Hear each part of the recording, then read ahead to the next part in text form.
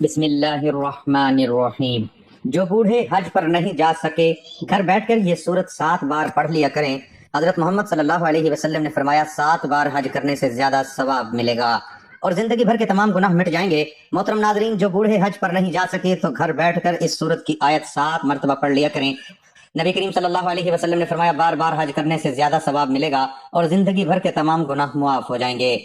جس شخص نے بڑھاپے میں یہ سورت کی آیت 7 مرتبہ پڑھ لی تو اللہ تبارک و تعالیٰ اس کے سارے گناہ معاف کر دیتا ہے اور جنت بھی اس شخص کا انتظار کرتی ہے۔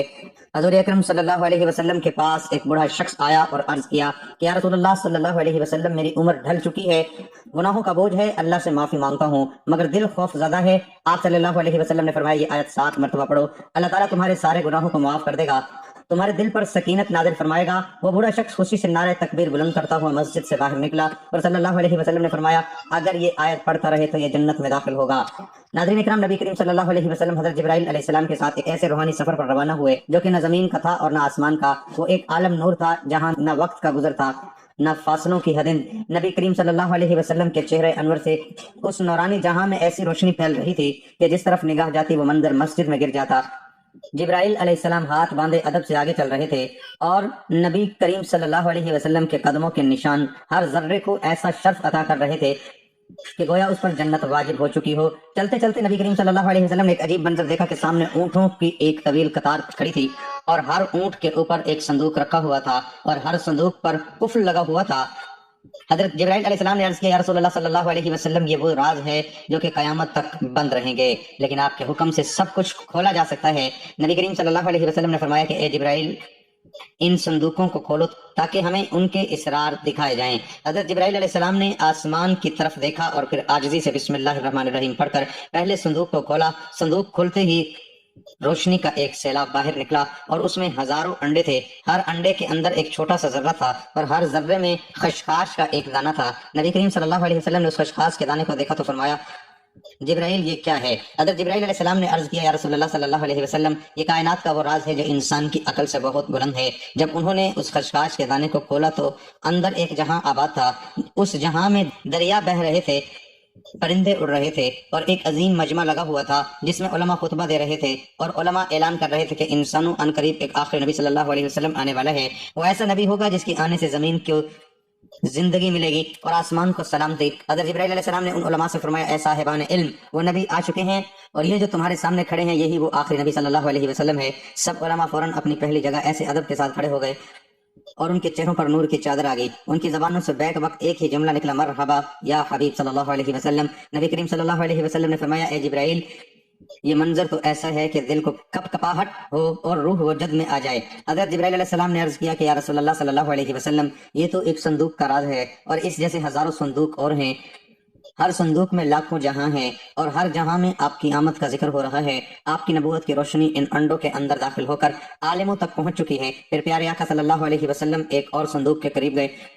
جبرائیل علیہ السلام نے بسم اللہ پڑھی اور صندوق کھولا تو اندر ایک شہر تھا اور اس شہر کے در و دیوار پر لکھا ہوا تھا لا الہ الا اللہ محمد رسول اللہ۔ اللہ اس شہر کے ہر مکین کی پیشانی پر نور تھا اور سب ذکر کر رہے تھے۔ یہ منظر دیکھ کر نبی کریم صلی اللہ علیہ وسلم کی آنکھوں میں آنسو آ گئے اور فرمایا کہ جبرائیل علیہ السلام یہ کون لوگ ہیں؟ جبرائیل علیہ السلام نے کہا یہ آپ کی امت ہے جو ابھی دنیا میں نہیں آئی مگر ان کے دلوں میں آپ کی محبت رکھی جا چکی ہے۔ ان کا رزق، ان کی دعا، ان کا ایمان سب اسی ذکر سے ہے۔ نبی کریم صلی اللہ علیہ وسلم نے فرمایا کہ اے جبرائیل، اگر یہ سب میرے امتی ہیں تو کیا ان کے گناہ معاف ہوں گے؟ تو جبرائیل علیہ السلام نے کہا یا رسول اللہ صلی اللہ علیہ وسلم، اگر وہ آپ کا نام لے کر ایک بار بھی آنکھ بھر کے رو لیں تو ان کے گناہوں کو زمین سے آسمان تک معاف کر دیا جائے گا، اور اگر وہ ایک مرتبہ بھی یہ مختصر سا کلمہ پڑھ لیں سبحان اللہ و بحمدہ اللہ لا الہ الا هو الحی القیوم، تو ان کے نام اعمال میں 1000 نیکیاں لکھ دی جائیں گی۔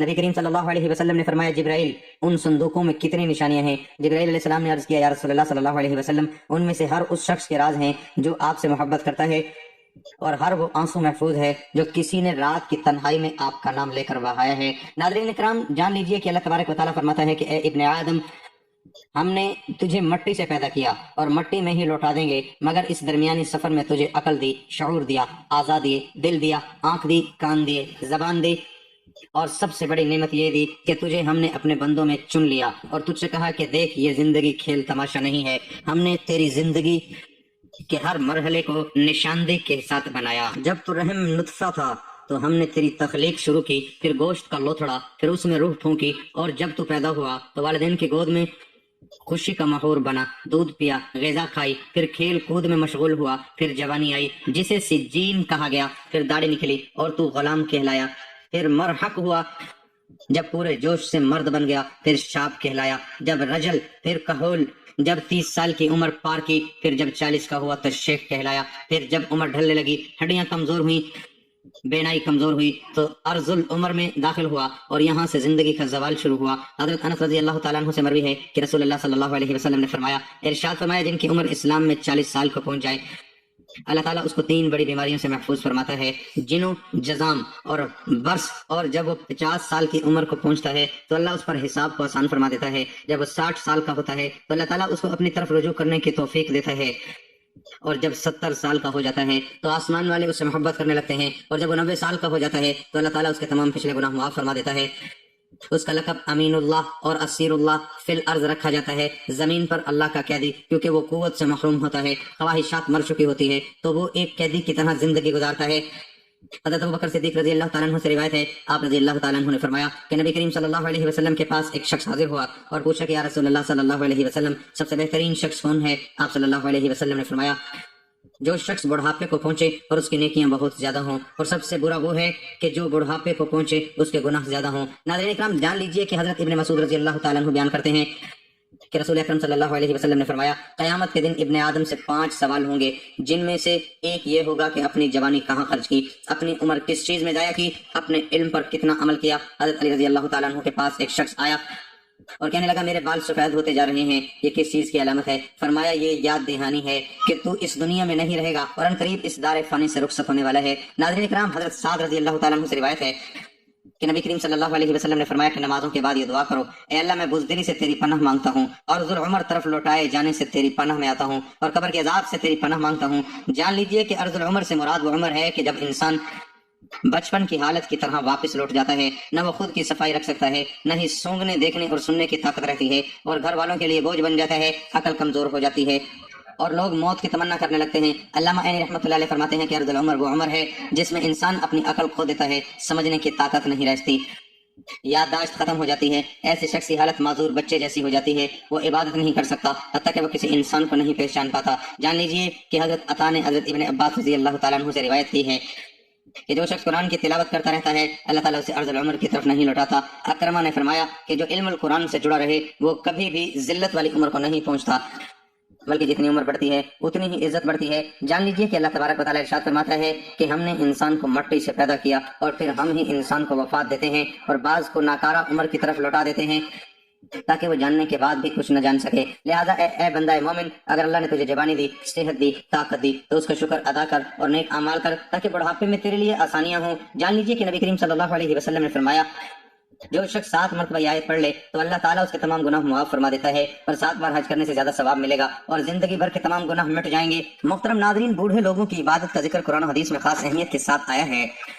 بڑھاپے میں عبادت کرنا نہ صرف اجر عظیم کا باعث ہے بلکہ یہ آخرت کی کامیابی کا ذریعہ بھی ہے۔ قرآن پاک میں اللہ تعالیٰ فرماتے ہیں، اور جو کوئی نیک عمل کرے گا، خواہ مرد ہو یا عورت، بشرط یہ وہ مومن ہو، تو یہی لوگ جنت میں داخل ہوں گے اور ان کے ساتھ ذرا برابر بھی نا انصافی نہیں کی جائے گی۔ بوڑھے افراد اگر عمر کے آخری حصے میں بھی نیک اعمال کرتے رہیں تو ان کے لیے یہ آخرت میں نجات کا سبب بن سکتا ہے۔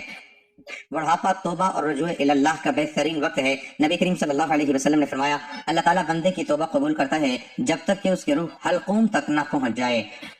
بوڑھے لوگوں کو چاہیے کہ وہ اپنی زندگی کے آخری لمحات میں کثرت سے استغفار کریں اور اللہ سے معافی مانگیں۔ بڑھاپے میں طاقت کم ہو جاتی ہے لیکن ذکر و تسبیح ہر وقت کی جا سکتی ہے۔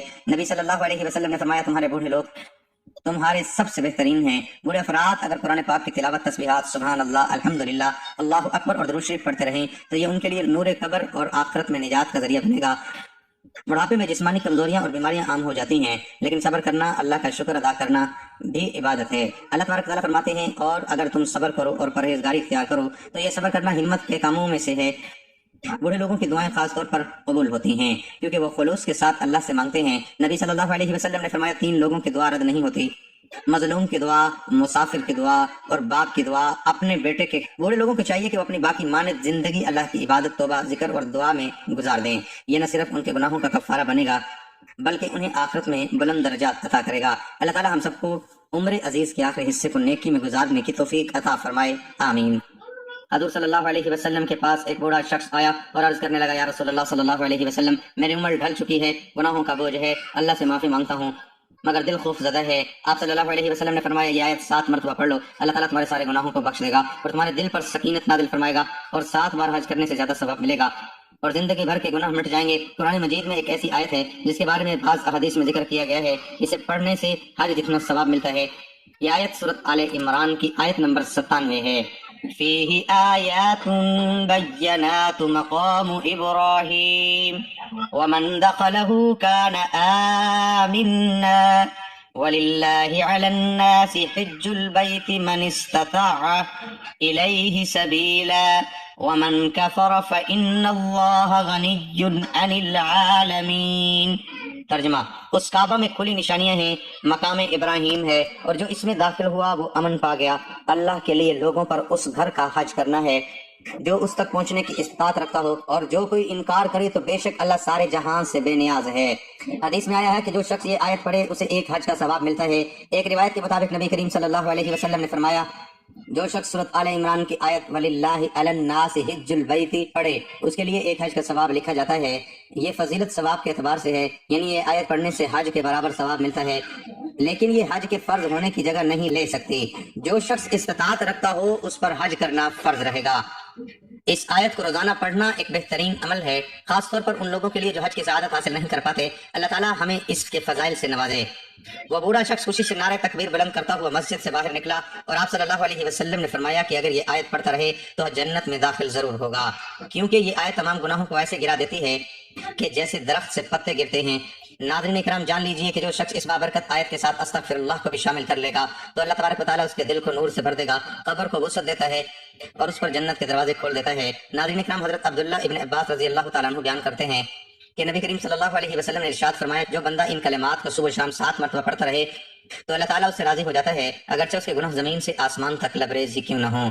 ایک اور مقام پر نبی کریم صلی اللہ علیہ وسلم نے فرمایا کہ جو شخص ہر روز رات کو بستر پر لیٹ کر یہ آیت 7 بار پڑھ لے گا تو اس کے سابقہ تمام گناہوں کو مٹا دیا جائے گا اور 7 بار حج کرنے سے زیادہ ثواب ملے گا۔